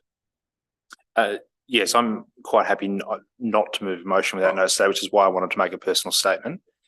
Because I think the community expects us to do something, and if I didn't raise it tonight, Yeah, that would have no. been remiss of me. Appreciate that, and I appreciate the time it's taken to get the South Australian Health Department to at least coming here.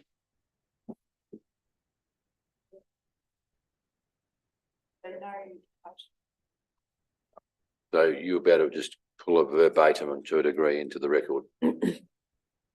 And no motion is required, councillor. The governance people will enter that as a personal statement. Okay. Where was I? Questions in relation to the CEO's report is where I was at.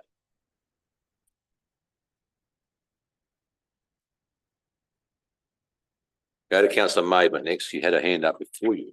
Thank you. Excuse me. Thank you, Mayor, and through you. And just to continue on from Councillor Peach, how much can council do for these communities in lobbying for more health cares for these areas?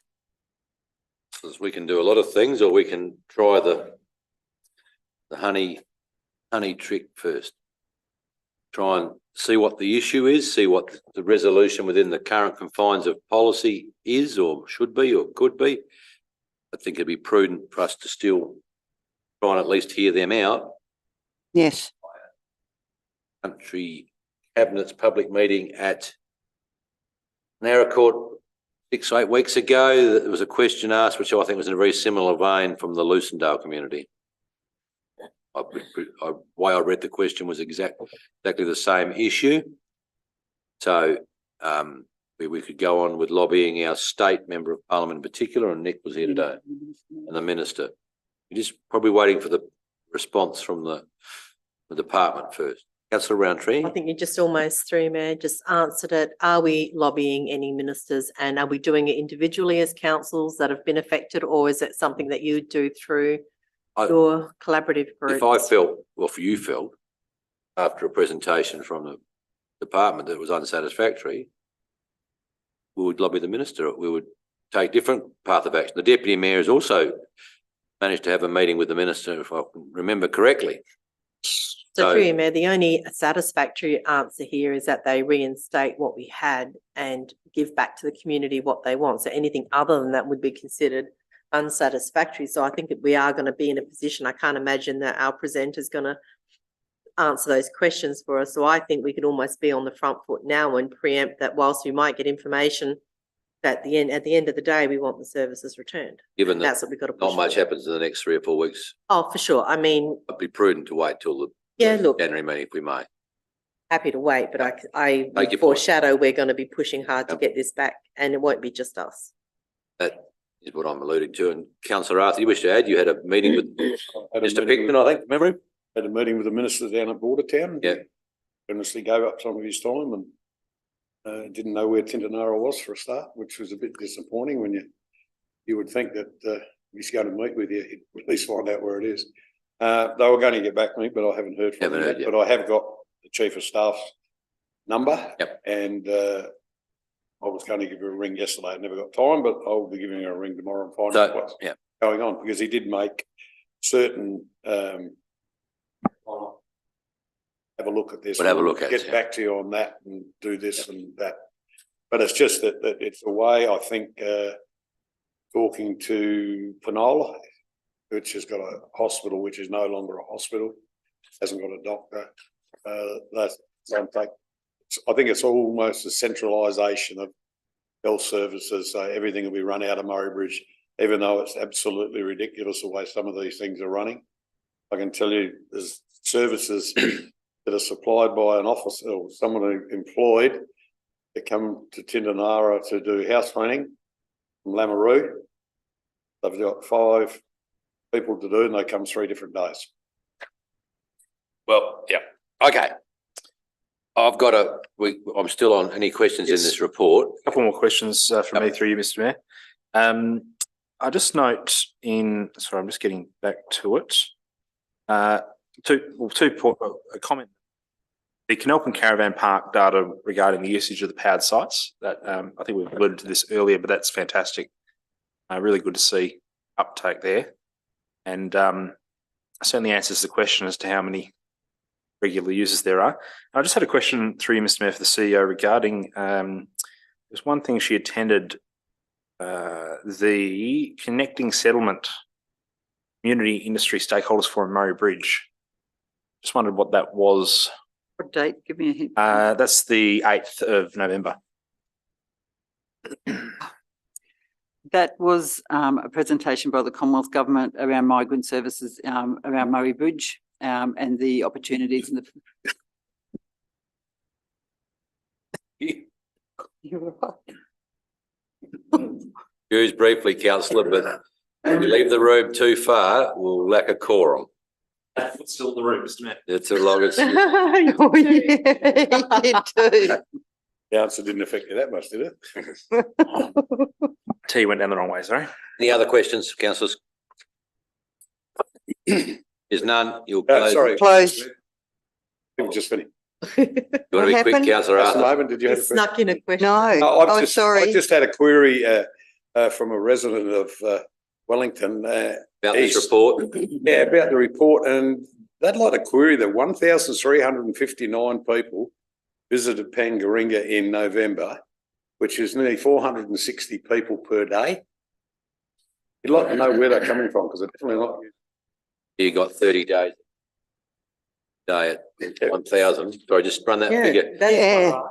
That's not right. Well, not 400 a day if there's 1,000 a month. What No, page are you on, it's- councillor? November's got 30 days, has it not? Yeah. There's 1,300.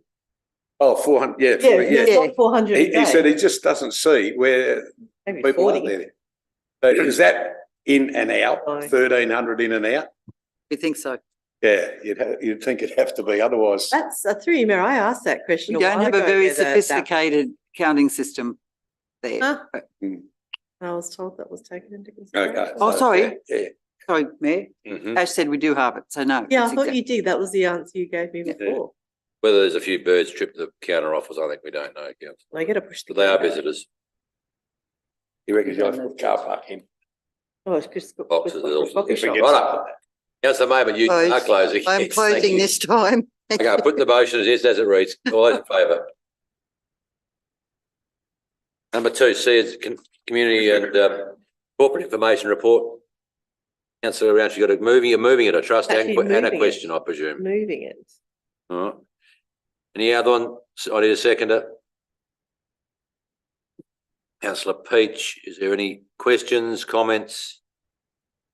No, good report. Thank you very much. It's very good. Nice. Very good report. Well, that's very kind. There is none. Put the motion. All those in favour? Those against? That's carried unanimously. Infrastructure and assets. I thought we were R&I now, aren't we? What are we going? Roads and infrastructure It's and an old template. old template. Please, Councillor Rountree. There is seconder. Councillor Maidman, is there questions? Also another good report. Another good report. Are there any other questions? Nothing. Councillor Maidman, Thank you, Mayor, and through you, it's not a question, it's just a comment. That it was nice to have nearly 2 inches of rain and no flooding at Salem Railway Terrace here near the bakery. That was really, really good. And also at the Ampol was great too, how well that drained in. So compliments to the engineers and the constructors of those. It was very good to see. yeah, certainly. Following on from that, the pictures that are included in the report Yes. give us, are just excellent. It just gives us such a good visual of what's going on. Appreciate it. Particularly Dean's face on the closey there. Whatever you call that. Okay, I don't know if he's smiling because he's not doing the bitumen spraying or. It's on the camera. Okay, you'll close, councillor. Please. We'll put the motion. All those in favour? Those against? That's carried unanimously. Righto. 12-1. You've got 7 questions on notice, councillor. Councillor Arthur. There's lots of answers there. Is there anything? There's 7. Just happy to take them on group. Goes, this machine's going, This Well, machine one going, go. I'm going. get back to, They've all been answered, I think. Do you got anything that's pressing? yes, I'll get there. First one, it really hasn't answered my question. My question is, and it was, if that grant wasn't there, council would have had a deficit amount. That's correct. And we That's have been right. very That- clear about that. Well, it doesn't, the answer doesn't really say that. Okay, we've got that, that's fine. The other one is, are there any, and it seems there have been because of the adjustments that have been, grants that we have received and the work hasn't been done. That is when I'm going to receive the money and the work hasn't been done. I know you've got a formal equipment program, but what we found out today in the review, there was 2 there that were carried forward from last year. So somewhere along the line, we should know that. For you, Mayor, you do, councillor, through the financial reports that come both to the Finance Committee and the Audit Committee and the accounts you did today. So the one that springs to mind is the towers. Have straddled a couple of financial years. There are many grants in the lab area that straddle more than 2 financial years. Yep. And they are all shown as, and the accounting treatment is the same for all of them, depending on when they're received and depending on when they're expended. My question would be, where does it show in the accounting system? Under what? Under Grants, Grants. grants not finished, grants not acquitted, grants not spent. So remember, we talked about when the grants come in and if they are expended in the financial year that they come in, then they're generally an operational or capital grant, depending on what they were intended for. If they're not, they are shown as a liability, which we leave on the balance sheet as a liability until the amount is expended in the following financial year, and then it comes onto the books as income. And that's why I think we need this, because we're not having them listed individually. Some. Okay, next one is the reserves account for the LAP. We've answered that one. The next one is the $193,000. If it's I've got your answer there, but if it's only a twisting of budget figures, it doesn't really mean an unfair, favourable variance, does it? Because if you've taken it, you've been putting it under that expenditure, and all of a sudden you put it under that, you're only changing Peter for Paul. There's no difference. There's not $193,000 difference in the environmental control areas, but there's $193,000 difference somewhere else too. That's correct, but to your worship, we have to record against that particular expenditure line, and against that expenditure line, it is a variation. Yeah, well, I don't know what it was, and that's why I asked the question. We're starting to see the finalisations of the change to the new system and the new auditor. And we thought we'd probably be through this by now, but we're still having questions about categorisation. Yeah, that's right. Next one. Any others? I can probably relate to that. Although it did say,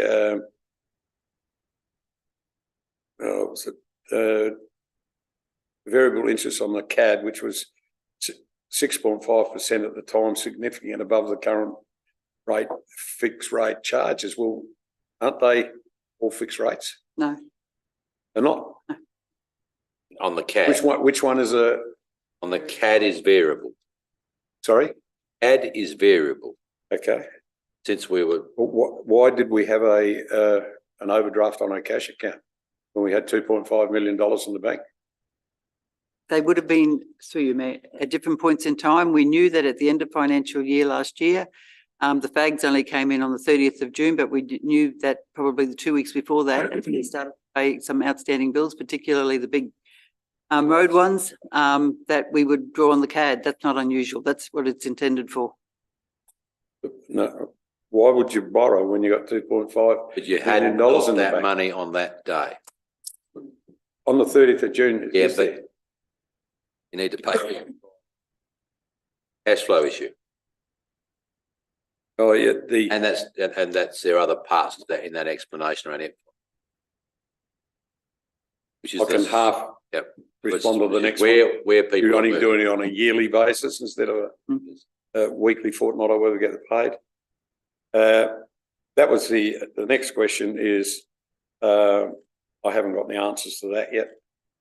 Because it's a significant amount of work for which the staff are currently not able. And you go into, so they're acquitted. I've always thought, and I've got records back where every particular capital works was given a particular account number, and everything that was relevant to that was put to that account number. So it was very simple to know how much it costs, and then you could do your acquittals as for the grants. So why is it going to take a lot of work to get those details of those capital works? What was done and what has been, or what was budgeted and what was actually expended on? So that's the report that I think we've sent out today to you, councillors. Oh, I haven't looked at any reports today. Okay, so that report's there. Thank you. That's all. Thank you. Okay, thank you.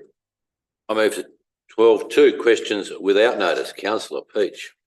Thank you, Mr. Mayor. Just a question regarding the progress of the Colbatch Telstra Tower. I've fielded a number of questions. I would thank the CEO for the email she circulated yesterday to councillors, but I'd just like the answer to this one to be on the record. So, through you, Mayor. Yes, as Councillor Peach said, you've all got the update. With Colbatch, the last thing we are waiting for is SA Power to complete their work. Their current estimation is around July of next year. We have been working with them to see if there's any improvement on that date. Telstra has also been working with them. So we'll just see where we go. Very gold. Narang, all the approvals in place, and then there's a building schedule. So the build is commencing on the 29th of Jan, the foundations on the 9th of Feb. The poles and the head frame will be installed on the 16th of Feb, and then the hut installed the 15th. Network power upgrade mid-April, and then site to air, and that's jargon for it'll be turned on 25/4.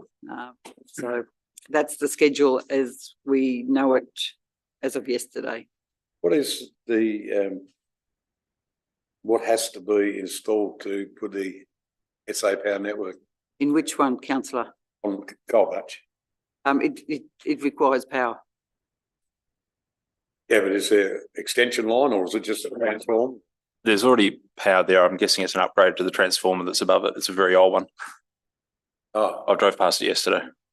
swirl lines. Yeah. They wouldn't draw much, wouldn't think. No, I was a little surprised that it was that long, but it is. It is. Yeah, no, it is SA Power. Amongst many mysteries we deal with, councillors, is other authorities and their timeframes, just like they probably wonder about ours someday. Mr. Mayor, can I move that the response to that question be recorded in the minutes? I Happy to think so, second it. yes. Councillor Peach and Roundtree move that way, that response in minutes.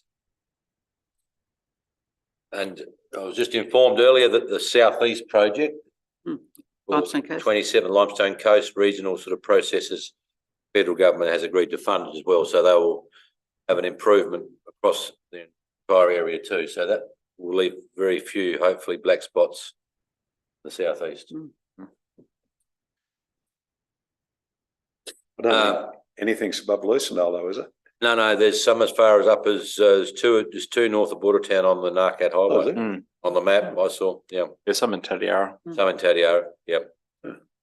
So I just might add at that point that, sometimes the result is better via the region, sometimes. Not always.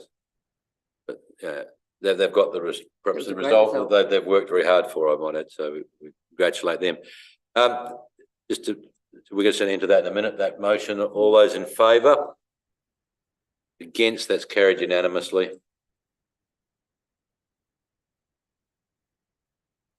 Still on questions without notice. Not for long.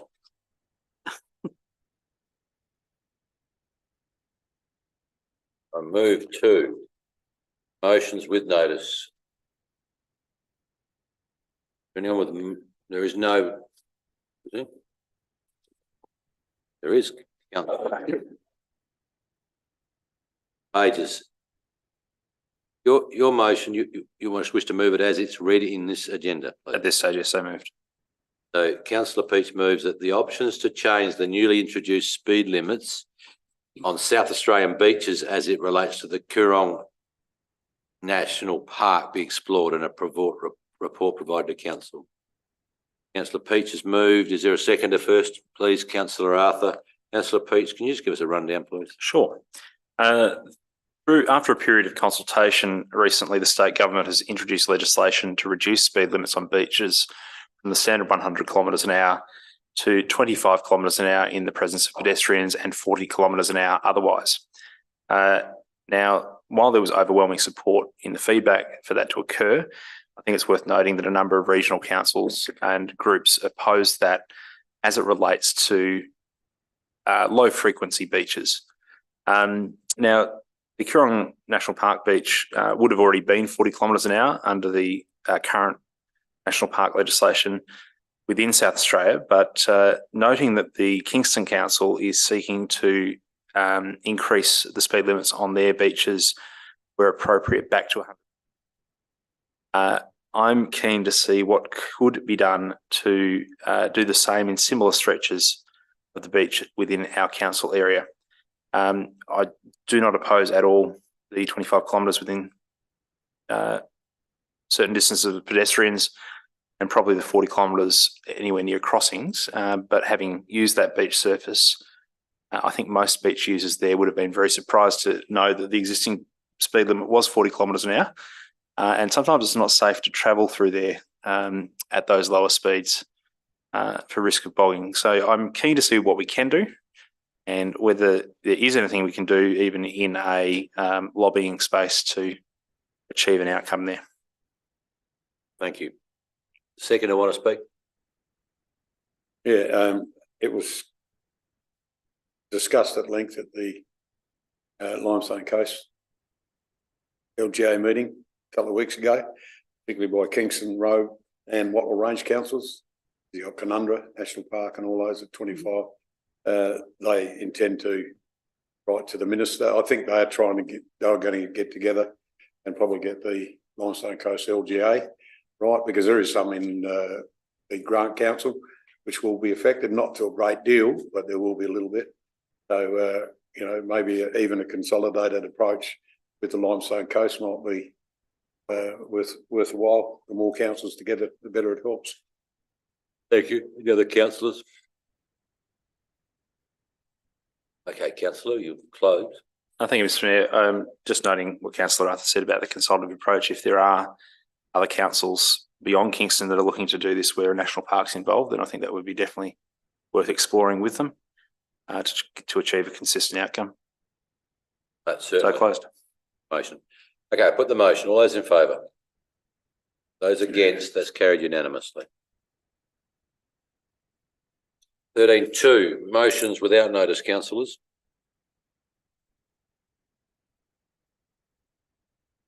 Okay, there's none of them. Minute action list, item 14. Next question. Regarding the minute action list, please.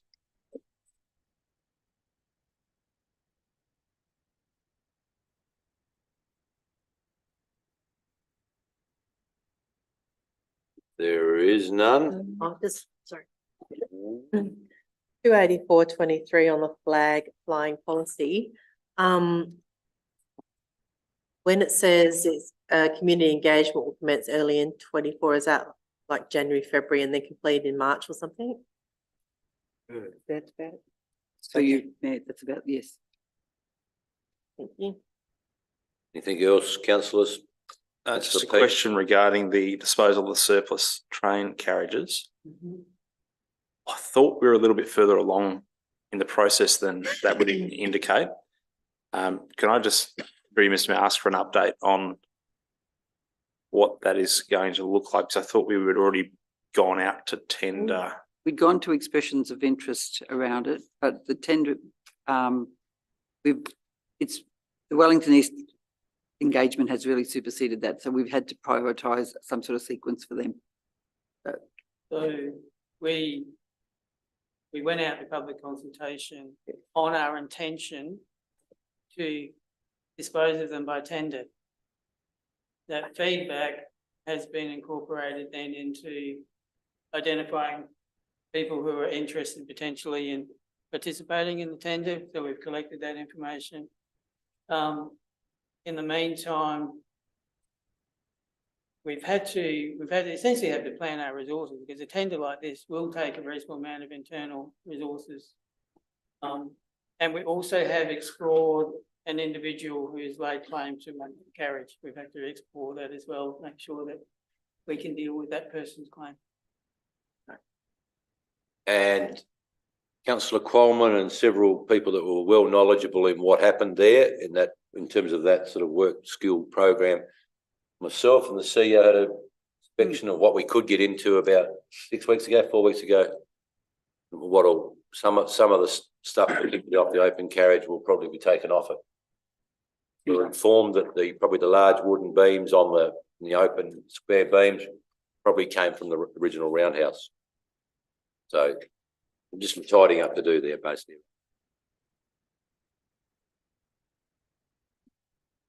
Any other questions from the minute action list?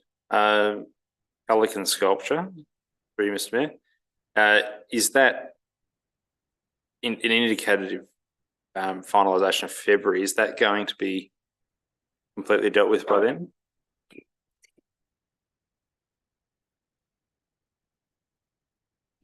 CEO.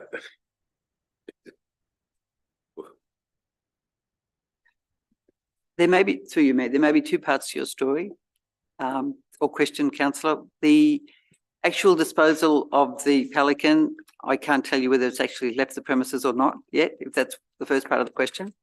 Second part of the question is to do with what might replace it, and that will be a budget consideration discussion for 24-25. There's nothing in the budget for this year.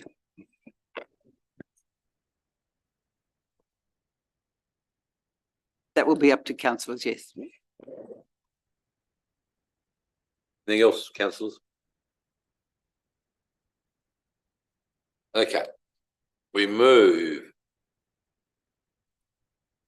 So for those watching the live stream, please be advised that the meeting is about to move into confidence. The live stream will stop. For those who wish to view the end of the meeting, the video will be available on YouTube after today's meeting.